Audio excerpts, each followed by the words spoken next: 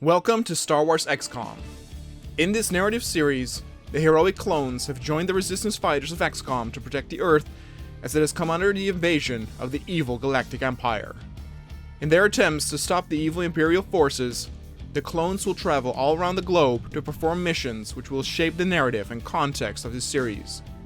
New clones will be added periodically, which will join as well to form a bunch of memorable heroes and fan favorites. Which clone will and will not appear on the list of possible recruits will be done entirely at random by the game itself. And thus tag along on this epic journey to see your favorite clones rise in the ranks, claim fame and glory, and earn their right as the defenders of Earth. Yet tragedy, of course, always looms around the corner, and I can already tell you now that not all clones will make it out alive. Who will live? Who will die? And will the clones be able to save the Earth? This is Star Wars Xcom. Accessing the feed now. We're in. But I don't know for how long. You seeing this? Way too much security, even for Advent. That's no ordinary gene therapy clinic. They were telling the truth. Or they're leading us into a trap. A really obvious trap. We'd need an army to march in there right now. I've got a better idea. Outrider, this is Central. Go.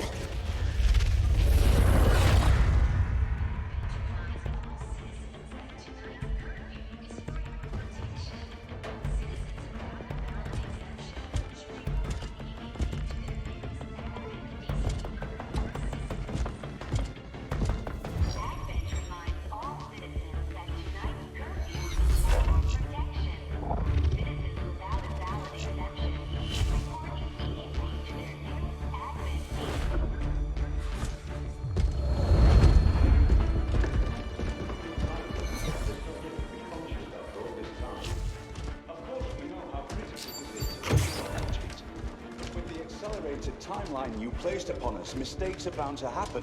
It wasn't our fault. Please! There's no need for any of this. I will do what you ask of me. I just need additional time. Did you say something? You're one of those. You must understand, I had no choice. Outrider, report.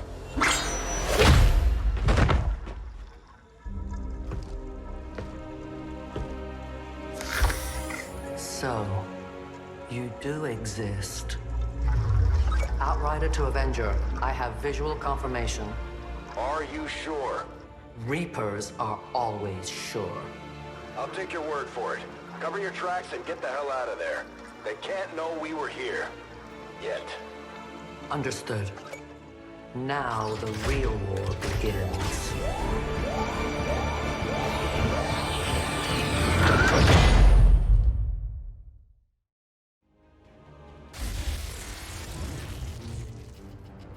Excitement continues to build as city centers across the globe prepare for the 20th anniversary of Unification Day.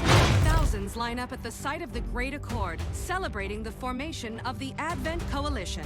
Keeping with their promise to humanity, 12 new gene therapy clinics will be opening in select cities by the end of the new year. Despite the attempted attack by French elements, operations at the new facility in Paris thankfully remain unaffected. In response to the unprovoked intrusion on the eve of our most beloved celebration, the speaker reaches out to us. A small number of dissidents again repeat the mistakes of the old world. Striking as we celebrate a benevolent savior who time and again offers only friendship and compassion. Yet these trivial actions could never break the bond between humanity and the Elders. Peacekeeping forces have already made several preemptive arrests of known collaborators. Advent again assures all citizens that today's celebrations will continue as planned. Perfect.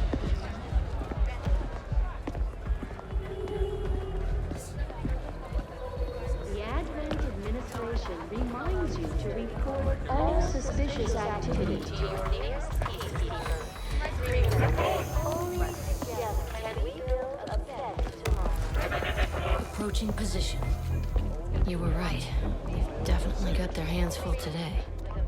Stay focused. Prep gatecrasher. 60 seconds.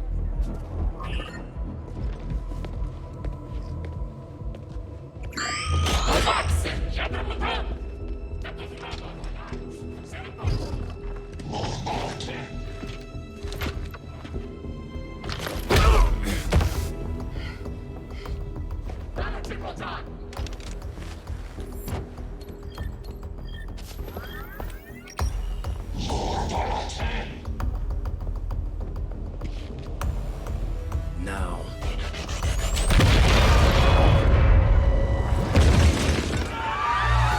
Signal received.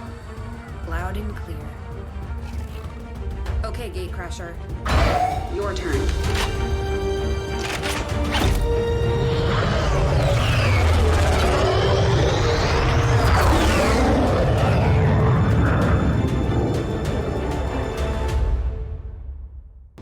Now that we've got a foothold, it's time to take the fight to Advent.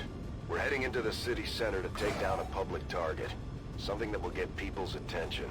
Neutralize any security forces in the area. Keep your heads down.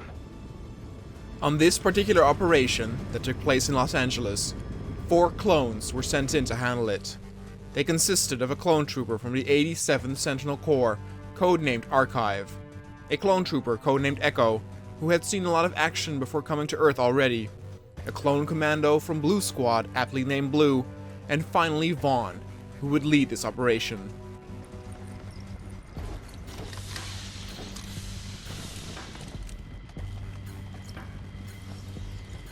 Menace 1-5, we have a fix on the target. Move to place the X4 charges at the designated position. The clones headed in closer as the first of the Imperial units were spotted. They were unaware of the clones' presence, giving Echo the chance to surprise them with a well-thrown grenade.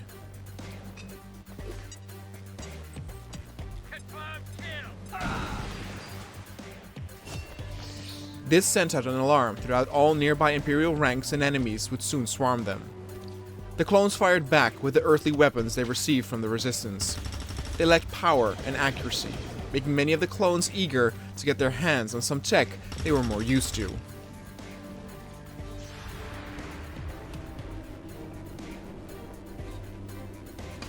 The clones did a great job of covering each other as they got closer to the monument. Especially Echo showcased his skill in combat by taking out multiple Imperials. The final Imperial unit was dug in behind some cover, and even a grenade by Blue could not get him out. Archive went in closer for the kill and had to avoid some incoming fire, but in the end, managed to take out the final form of danger. Vaughn ordered Blue to set the charges, and then informed HQ that they were ready to be extracted. Menace 1-5, rendezvous at the extraction point. Status confirmed. Squad is clear. Detonating charges.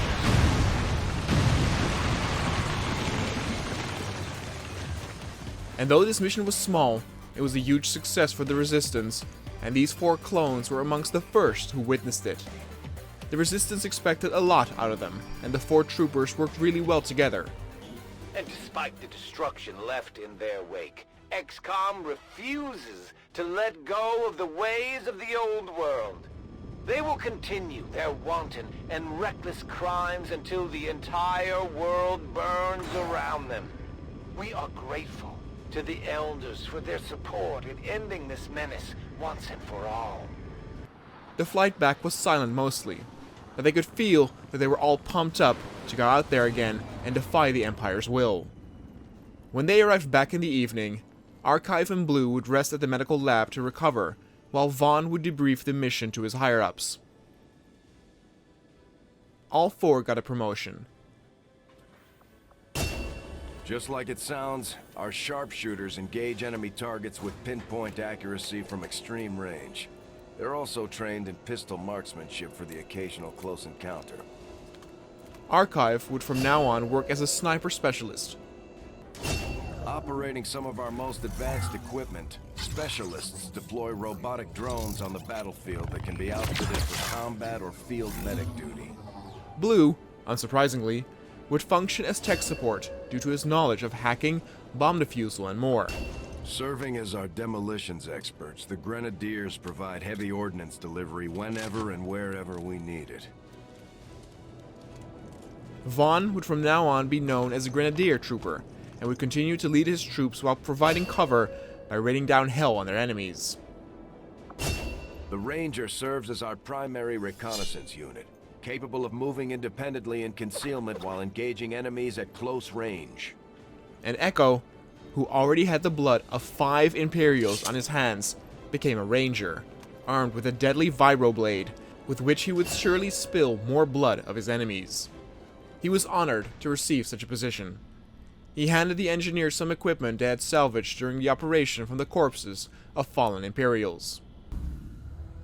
Impressive, isn't it? Capable of generating immense power, yet completely harmless to human life. If only the same could be said for the rest of the aliens' technology. Commander. Dr. Richard Tigan, Chief Science Officer. I am responsible for the entirety of our research here, as well as the procedure you so recently underwent. Welcome to my lab, such as it is. I'm not sure what Central may have told you, but we found something while removing you from the alien stasis suit. A device implanted directly in your occipital lobe. Had I access to the equipment available to me during my tenure at Advent, I would already know the precise nature of its function. However, given time and your approval, of course, Commander, I assure you, I will find out. Which brings to light an additional point. Though aspects of this facility are indeed impressive, I am but one man. Were you to direct additional support personnel and resources to me, I could substantially improve the speed of all our research. Farewell, Commander.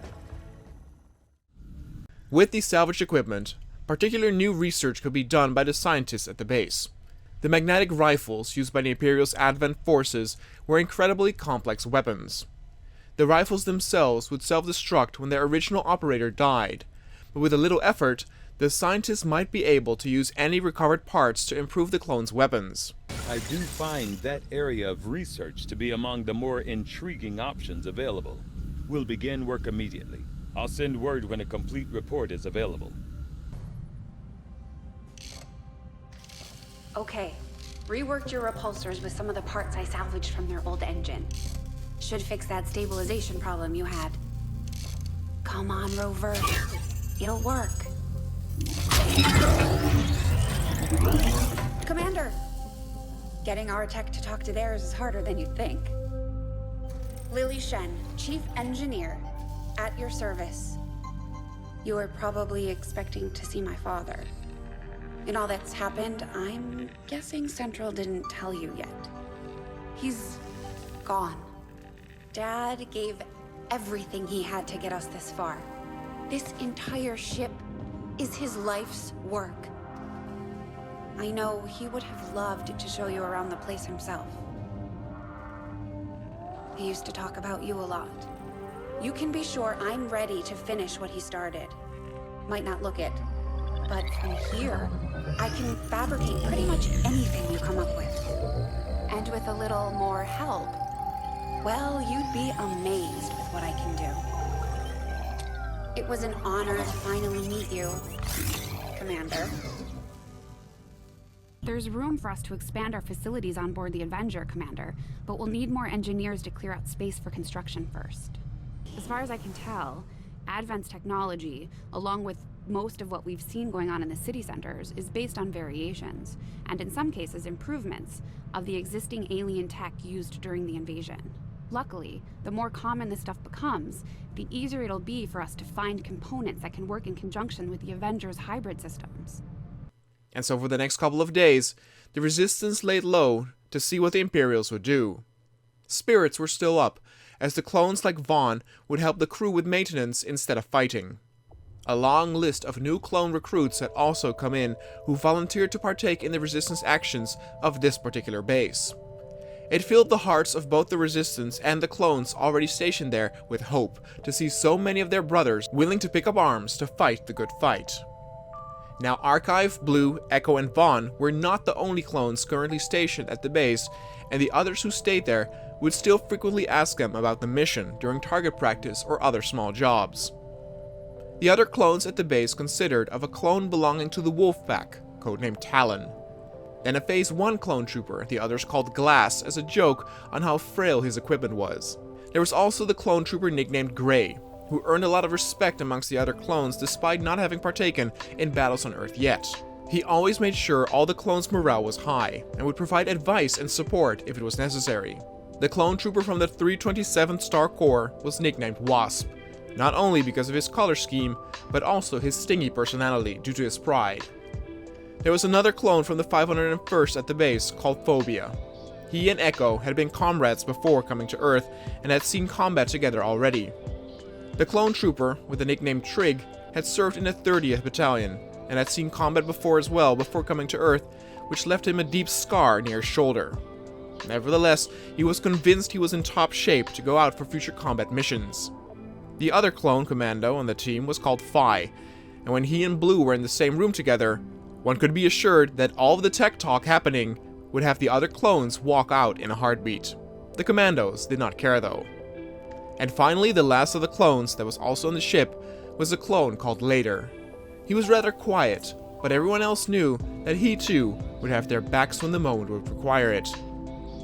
It was Echo who secluded himself the most after the initial mission, though he assured everyone that he was mentally and physically fine.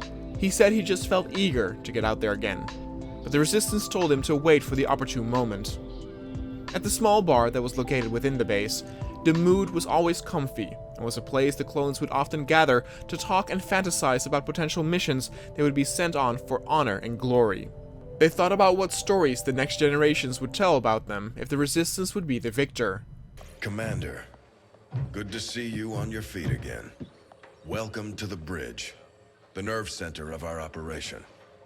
The aliens have our entire world in their grip. Advent controls everything.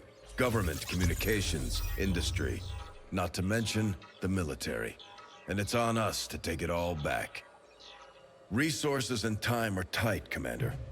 It'll be up to you to decide how to best use both. The ship is yours.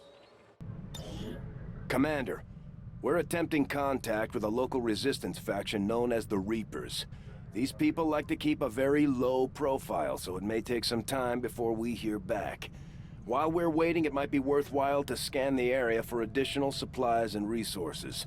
You never know what we may find out there. Commander, one of our Resistance contacts just tipped us off to a site that may be worth investigating. Avenger plotting new course. The base was always in need for more supplies, and thus the crew headed to gather some more. Commander, the Avengers' remote scanning capabilities will help us search the area for clues or other resources. It's going to take some time, though. We've got a lot of ground to cover. This particular operation would take 5 days, giving the clones more time to heal and prepare for the next mission. We have made a number of new discoveries, Commander. The modular weapons research also came to completion during this excavation. The clones had been digging through scrap piles and looting corpses, whereas at this point, it was safe to assume they were on constant vigil for anything useful to improve their gear back at base. All the raw materials in the world would not mean much if they could not find a use for them. But the scientists believed that the modular weapon systems was a good start. Having pushed their existing designs about as far as thought possible, the integration of a few imperial components provided the much-needed stability they were looking for. With the modifications in place, the clone weapon should be able to attach larger upgrades for even more firepower. The clones would definitely like that.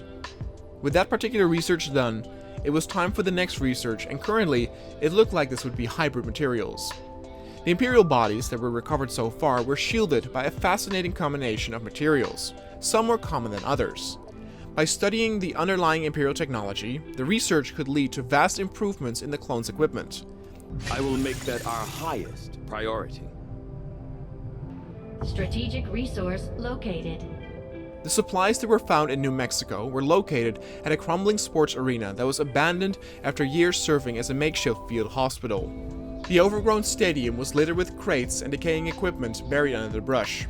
Dr. Tegan was able to identify several items which retained their scientific value despite the conditions. Avenger plotting new While the course. Avenger was headed to the next potential supply findings, they received a message of a potential new target. Commander, as the Resistance continues to grow, we'll have a better chance of finding openings to strike back at Advent. As it is, we've already identified a potential target to disrupt the aliens' operations in this region. Our window of opportunity is limited, so we'll have to move fast. This operation would be known as Operation Heavy Tome, and would require the clones to hack the hidden Resistance computer. The distress signal came from an engineer called Eduardo Sanchez, who would agree to join the Resistance if they rescued him. The Resistance agreed and headed to the signal and ordered the clones to ready up. With Blue and Archive still recovering, 2 new clones were brought along veterans Echo and Vaughn. Glass and Gray would see combat on Earth for the first time too, and this time, the clones were equipped with weapons they were more familiar with. They could not wait to get out there, and were giving the order that protecting Engineer Sanchez had the highest priority. And thus they were off.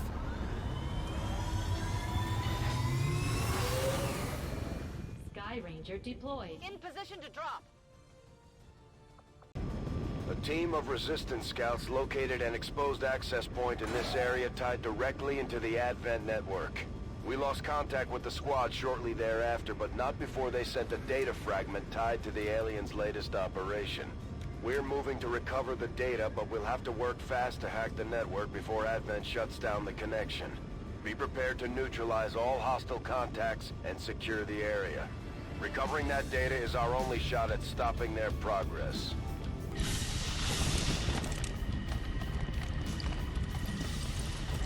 Menace 1-5, this is Avenger. The access point we're after is just ahead. Move to secure the area. Expect Vaughn wanted this quick, in and out. He moved his clones forward, and Imperial movement was finally sighted, though their presence had not yet been noted. Gray was standing in the best position to take a shot, and with one smooth motion he reassured why so many of the clones looked up to him. Echo was not so lucky with the remaining floating droid, and the clones even had to duck for cover when it opened fire on them. The flying ball bobbed and weaved, making it difficult to hit for the clones. Where Glass got a hit in, he was not able to destroy it, and even Vaughn missed with his barrage. It was once again Gray who picked up the pieces and destroyed his enemy for good. With those 2 out of the way, the clones moved further ahead to the computer. Commander, we have confirmation of the exposed access point. Rolling out. More Imperials were sighted, and Glass finally got his first kill as he took out the Imperial trooper. Vaughn then would deal with the remaining droid himself as he first clipped and damaged its circuit with a well-shot grenade, after which he shredded it with his rotary cannon.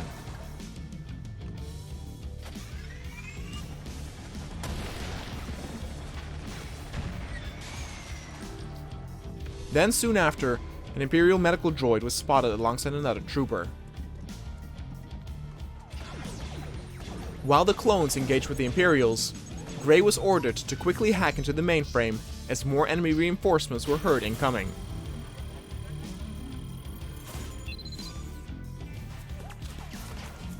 Echo then turned that medical droid to scrap metal, and Glass and Vaughn made sure to pin the last remaining Imperial trooper down with grenades until he would not get back up again.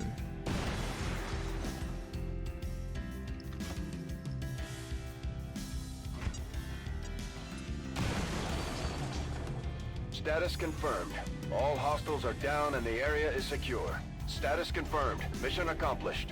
The mission was a massive success, and the 2 new rookies had proven themselves more than worthy. Echo and Vaughn felt comfortable with them fighting at their side, and the success of this operation would probably even have more clones join the fight in the future. 20 years of peace and prosperity will not be undone by the reckless actions of a few misguided dissidents today. We stand with the elders. Trust in their wisdom, and we shall overcome this crisis.